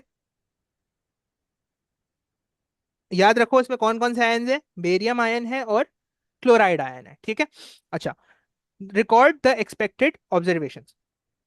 student carries out a flame test to the first portion of solution B. Flame test में हम जाके चेक करते हैं कि क्या कोई आयन बेरियम या क्लोराइड हमें देता है या नहीं देता। तो अब आप देखो, बेरियम आयन जो है वो फ्लेम टेस्ट में क्या दे रहा है, कौन सा कलर दे रहा है? लाइट ग्रीन कलर दे रहा है, राइट। तो आपको ऑब्जर्वेशन क्या आएगी? You will observe a light green colour. ठीक है, रिजल्ट ऑफ फ्लेम टेस्ट होगा light green colour, light green flame. अच्छा, ऊपर वाला भी देख लेते हैं, ऊपर में क्या पूछ रहे हैं? State the type of Bunsen burner flame the student should use when carried out the flame test. अब फ्लेम टेस्ट जब भी हम करते हैं, हमने पहले भी बात डिस्कस की थी कि हम ब्लू फ्लेम को यूज करते हैं। ठीक है, बंसन बर्नर की 2 फ्लेम होती है, एक ब्लू होती है और दूसरी ऑरेंज या येलो कलर की होती है। आपके अगर चूल्हे में भी आप देखोगे तो 2 होती हैं, एक ब्लू होती है और एक ऑरेंज। ब्लू वाली जो है वो ज्यादा हॉट फ्लेम होती है, ठीक है, और ऑरेंज वाली जो है वो उसमें ऑक्सीजन मिक्स होता है। तो जब भी आप फ्लेम टेस्ट करते हो you always use the blue flame. ठीक है, to the second portion of solution B, student adds 1 cm³ of nitric acid followed by silver nitrate. किसका टेस्ट हो रहा है? Nitric acid with silver nitrate. We are testing for halide ion. ठीक है, and we have in fact halide ion, कौन सा? Chloride इसमें मौजूद है। तो हमें पता है कि अगर आप नाइट्रिक एसिड के बाद सिल्वर नाइट्रेट डालते हो तो अगर तो क्लोराइड आयन मौजूद होगा तो व्हाइट प्रेसिपिटेट आएगा, ब्रोमाइड आएगा तो क्रीम प्रेसिपिटेट होता है, आयोडाइड होता है तो येलो पीपीटी आता है। तो आपके पास क्लोराइड आयन था, so what will you observe? You will observe a white precipitate. ठीक है, सो आप क्या लिखोगे? White precipitate is observe. खाली व्हाइट पीपीटी लिखना, पूरा सेंटेंस लिखना, white precipitate is observed. PPT कोई नहीं लिखेगा, पूरा प्रेसिपिटेट लिखेंगे। ठीक है, थर्ड पोर्शन ऑफ सॉल्यूशन सी में क्या डाला? 1 cm³ ऑफ सल्फ्यूरिक एसिड। तो ऑब्जर्वेशन क्या होगी? अच्छा, अब देखो, अब उसने क्या किया? To the third portion of solution B, यानी कि 3 पोर्शन थे बेरियम क्लोराइड के, उसमें उसने क्या किया? सल्फ्यूरिक एसिड डाला। तो क्या ऑब्जर्वेशन आएगी? आइए करके देखते हैं। Barium chloride plus sulphuric acid क्या बनाएगा? Barium sulphate. एंड दूसरा क्या बनाएगा? कैसे पता लग रहा है मुझे? आयन में तोड़ो, बड़ी Ba2+, H+ है इसके अंदर और SO4 2- है। तो आपका प्रोडक्ट क्या बनेगा? Barium sulphate and HCl। ठीक है, तो दूसरा प्रोडक्ट होगा HCl। तो अब आपको बेरियम सल्फेट का कलर पता होना चाहिए, it is a white precipitate. ठीक है, बेरियम इज ग्रुप 2 का होता है, तो ग्रुप 1 ग्रुप 2 के जो वो होते हैं सॉल्ट्स, वो वाइट होते हैं। ठीक है, वाइट सॉलिड्स होते हैं। तो आप लिख सकते हो यहाँ पे कि वाइट प्रेसिपिटेट इज फॉर्म्ड। ठीक है, अब आप बेरियम सल्फेट नहीं लिखना, आपको ऑब्जर्वेशन लिखनी है। ठीक है, तो observation is what you can see, तो आपको व्हाइट सॉलिड नजर आएगा, तो आप व्हाइट सॉलिड लिख दो। व्हाइट प्रेसिपिटेट इज फॉर्म्ड, कोई भी एक बात लिख दो, ठीक है, प्रेसिपिटेट, ठीक है, क्लियर, ठीक है। ठीक है। अच्छा अब देखो फोर्थ, अच्छा hydrated chromium nitrate is a salt which is soluble. अब ये अगर वो ना बताते तो भी आपको पता है ये बात कि nitrate, all nitrates are soluble, वो सॉल्ट वाले रूल सबसे ज्यादा इंपॉर्टेंट है इस पेपर के लिए, ठीक है, तो वो याद करने हैं सबने, सही है। तो दिस इज सॉल्यूबल सॉल्ट। अब सॉल्यूबल सॉल्ट को कौन से तरीके से प्रिपेयर करते हैं हम, या तो हम टाइट्रेशन करते हैं या तो हम वो अननेम्ड मेथड यूज करते हैं। अननेम्ड मेथड क्या था कि एक आप एसिड लो और उसको एक एक्सेस रिएक्टेंट से, एक्सेस इनसॉल्युबल रिएक्टेंट से रिएक्ट करवा दो, ठीक है। अब वो देखो क्या बोलते हैं, hydrated chromium 3 nitrate is made by reacting insoluble base with nitric acid. तो ये कौन सा मेथड यूज कर रहे हैं, ये वाला मेथड यूज कर रहे हैं, अननेम्ड वाला मेथड यूज कर रहे हैं, राइट। क्योंकि उन्होंने बोला हुआ है कि आप एक बेस को, इनसॉल्युबल बेस को रिएक्ट करवा रहे हो एसिड के साथ, तो ये एसिड है और ये other reactant, insoluble other reactant, दो रिएक्टेंट से, याद है, तो हमने पढ़ा था, तो ये वो है। फिर chromium 3 oxide reacts very slowly with nitric acid at room temperature. Chromium 3 oxide जो है वो रिएक्ट करता है नाइट्रिक एसिड के साथ बहुत स्लोली रूम टेम्परेचर पे, ठीक है। ये बात बहुत जरूरी है इस एक्सपेरिमेंट के लिए, क्यों, वो हम आगे बात करते हैं क्यों, ठीक है। अच्छा तो अब हमारे पास सिचुएशन क्या है, हमारे पास एक एसिड है, कौन सी एसिड है, नाइट्रिक एसिड, HNO3 एसिड, पता होनी चाहिए आपको, HNO3 होती है नाइट्रिक एसिड। और इनसॉल्युबल बेस कौन सी है, क्रोमियम 3 ऑक्साइड। पहले तो ये देखें भला क्या है, क्रोमियम 3 तो Cr3+, ऑक्साइड क्या होता है O2-। तो क्रोमियम 3 ऑक्साइड का फॉर्मूला क्या होगा, ये 2 यहाँ आया, ये 3 यहाँ आया, Cr2O3, ठीक है।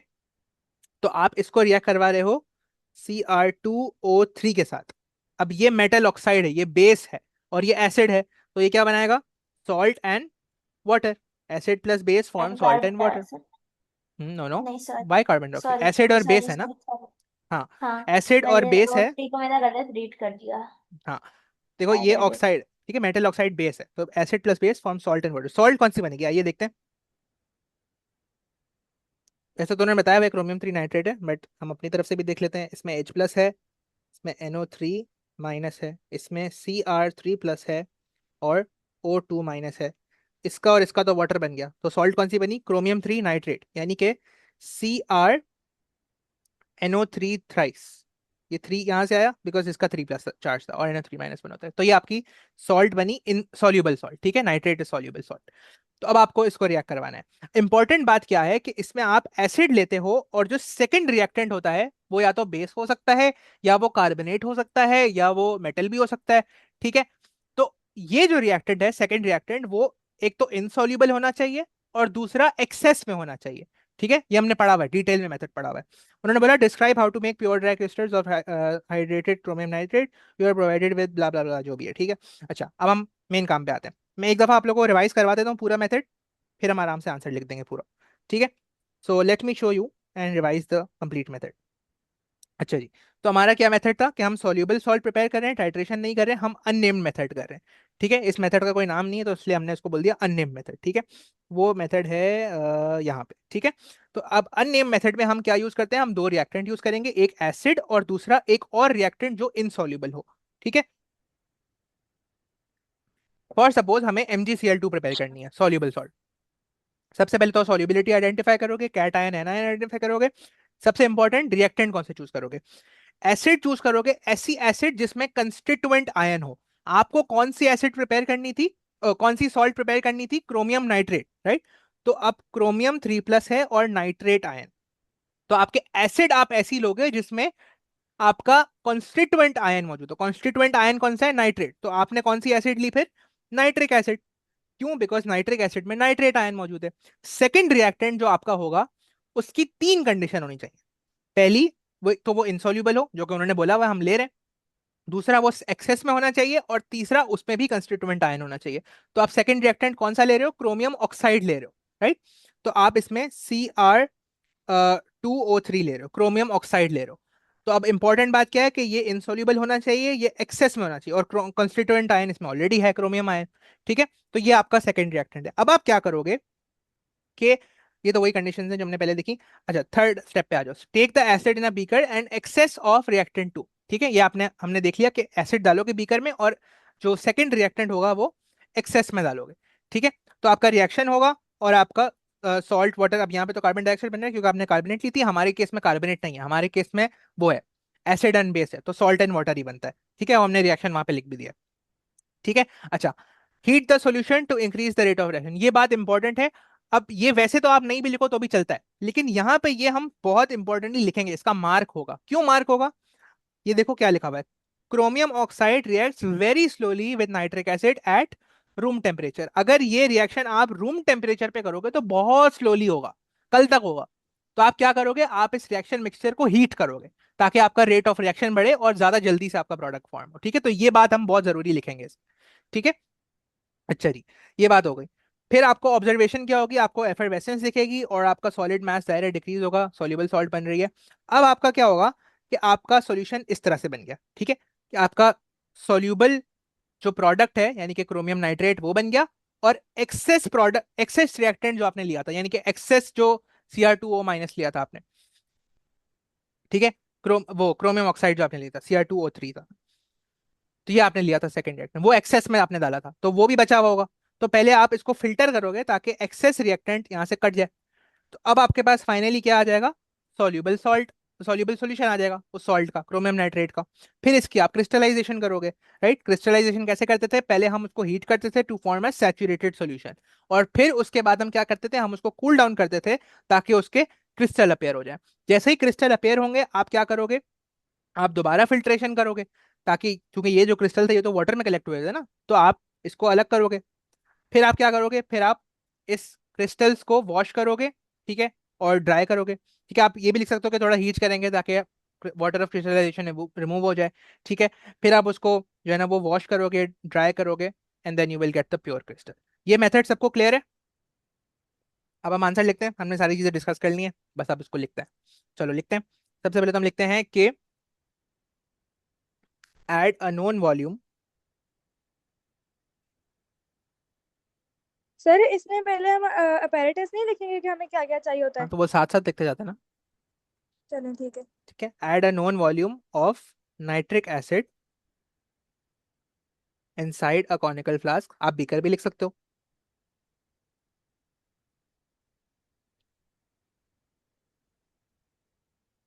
एंड एड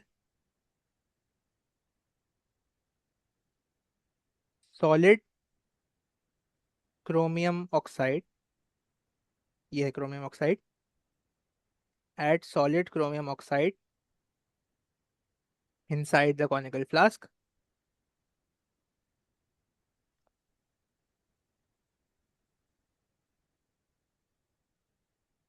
ठीक है,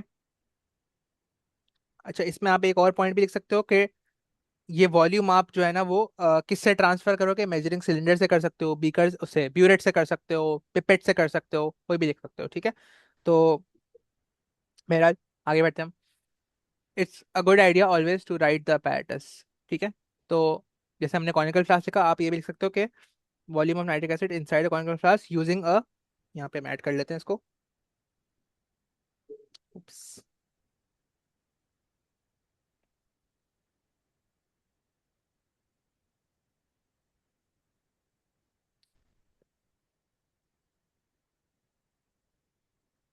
अच्छा, सो inside a conical flask using a burette. तो आपने क्या किया, आपने ब्यूरेट के अंदर नाइट्रिक एसिड जो भरी हुई थी उसको ट्रांसफर किया कॉनिकल फ्लास्क के अंदर। ठीक है, and add solid chromium oxide, Allah, and add solid chromium oxide inside the conical flask. फिर जब आपने इसमें एसिड डाल दी, फिर आप इसमें क्या डालोगे, इसमें आप सॉलिड डालोगे जो आपका अदर रिएक्टेंट है, क्रोमियम ऑक्साइड। ठीक है, अच्छा, अब आप क्या करोगे, मेक श्योर आप हीटिंग का मेंशन करो, यहाँ पे आप बंसन बर्नर से हीट करोगे बिकॉज यू नो कि chromium oxide reacts very slowly. So आप लिखोगे कि heat the mixture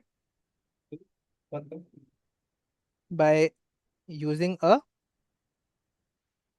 Bunsen burner. ठीक है, उसके बाद आप क्या करोगे, अच्छा, what you need to make sure is कि अब आपको ये इंपॉर्टेंट बात लिखना जरूरी है कि आप क्रोमियम ऑक्साइड डालना कब बंद करोगे। अब देखो कोई ऐसा एक्सपेरिमेंट है जिसमें गैस निकल रही है, तो आसान है, आप देख लो कि एफरवेसेंस कब बनना शुरू हो, कब जो है ना वो बनना रुक गई है, तो आप रोक दोगे डालना। अब इस वाले एक्सपेरिमेंट में कैसे पता लगेगा कि कब आपने रोकना है रिएक्टेंट डालना? तो हम वो एक्सेस में डालेंगे। तो आपको कैसे पता कि एक्सेस में है? हाँ, पता हाउ नहीं। Would you know?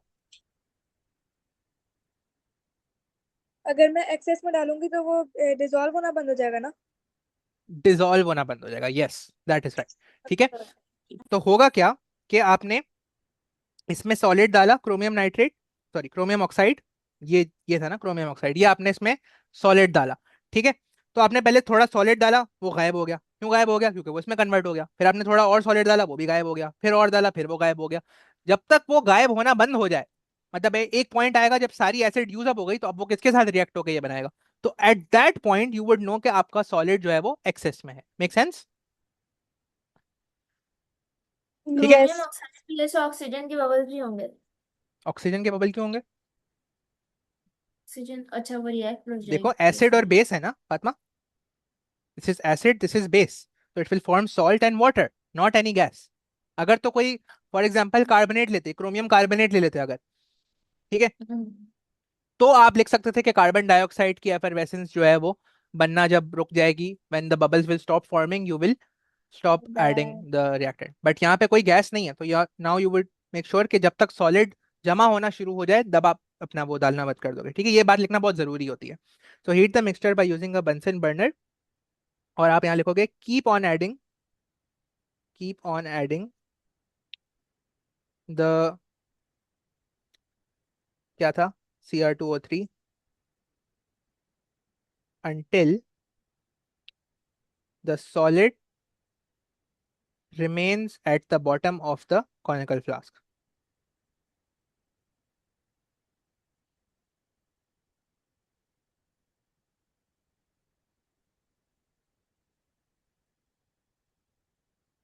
This will ensure that chromium oxide is in excess.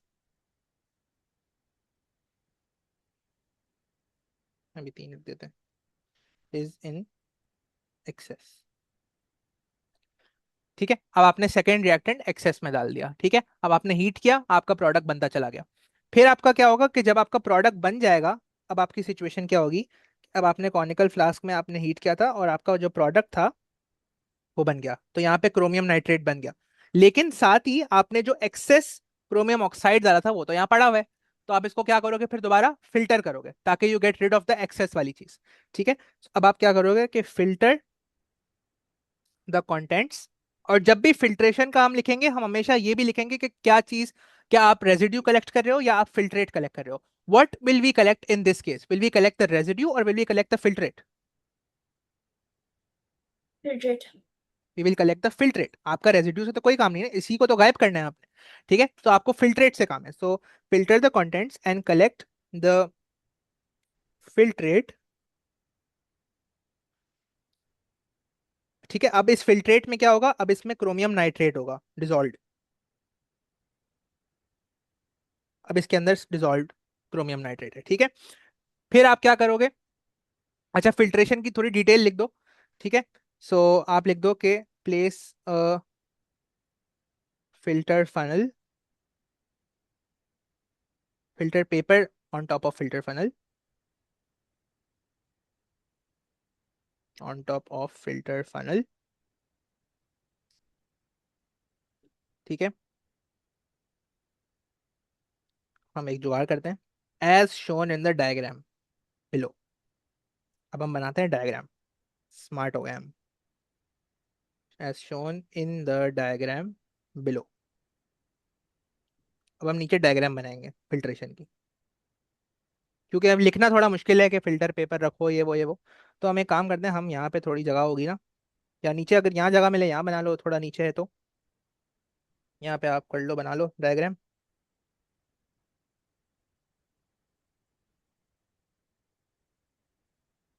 ठीक है, तो ये आपका कॉनिकल फ्लास्क है, ये आपका फिल्टर फनल है, ये आपका फिल्टर पेपर है, ठीक है, ये आपका फिल्ट्रेट है, ये आपका रेजिड्यू है, इसको लेबल कर लो। This is conical flask, this is your filter funnel, ये था filter paper, and this is your residue, and this is your filtrate. ये हरकत तभी करनी है अगर आपके पास टाइम हो। अगर आपको लग रहा है टाइम शॉर्ट हो रहा है तो प्लीज ना कर, ये नहीं करना, ठीक है। It's always a good idea to make a diagram. ठीक है, अब आपने उसको बता दिया कि भाई देखो फिल्ट्रेशन कैसे करनी है, हमने नीचे डायग्राम बना ली, वहां से देख लो ऐसे कर लो फिल्ट्रेशन। अब आप क्या करोगे, आप आपके पास फिल्टर्ड सॉल्यूशन आ गया, अब आप इसकी क्रिस्टलाइजेशन करोगे, ठीक है। सो आप क्या करोगे, क्रिस्टलाइजेशन के दो स्टेप होते हैं, heat the solution with Bunsen burner, using a Bunsen burner,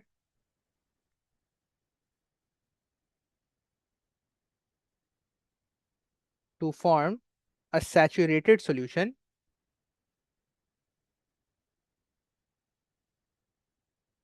saturated solution, and then cool it down until the crystals start to appear,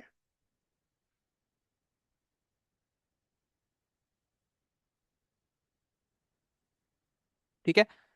अब आपके क्रिस्टल्स आ गए, अब देखो क्या सिचुएशन बनी, अब आपने इसी सॉल्यूशन की क्रिस्टलाइजेशन की ना, तो आपका ये फिल्टर, ये आपके क्रिस्टल बन गए, ठीक है, इस वाटर में। वाटर था ना आपका सॉल्यूशन में, वाटर भी तो था ना, तो आपने ये जो बना था इसके तो क्रिस्टल बना दिए, तो ये क्रिस्टल कहाँ पे बने, वाटर के अंदर बने।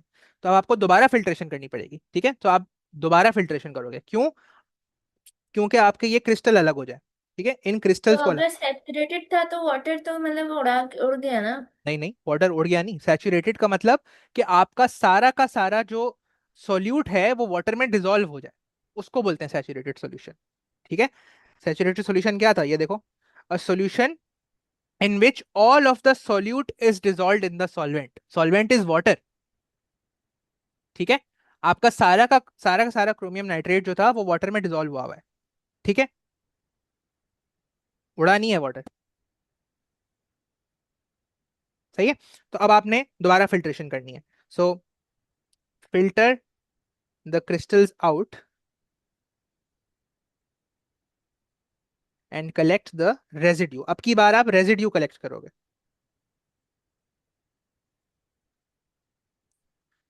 तो ये तो आपके क्रिस्टल्स आ गए, ठीक है, but these crystals are not pure and dry, उसके अंदर आपका जो मिक्सचर है पुराना वाला, मतलब इसमें जो एक्सेस गंदगी थी वो सब भी तो होगा ना, उसके ड्रॉपलेट्स होंगे, तो you need to make sure कि आप उसको साफ करो। तो आप लिखोगे कि wash it with organic solvent, ठीक है, ये बात याद रखनी है कि इसके अंदर हम ऑर्गेनिक सॉल्वेंट से वॉश करते हैं, ठीक है।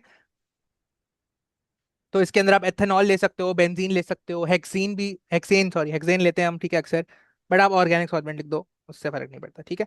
So filter the crystals out and collect the residue, ठीक है, और आप लिखोगे कि wash the crystals with organic solvent and dry them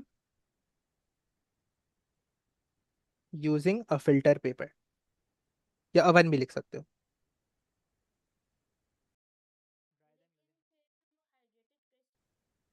ठीक है।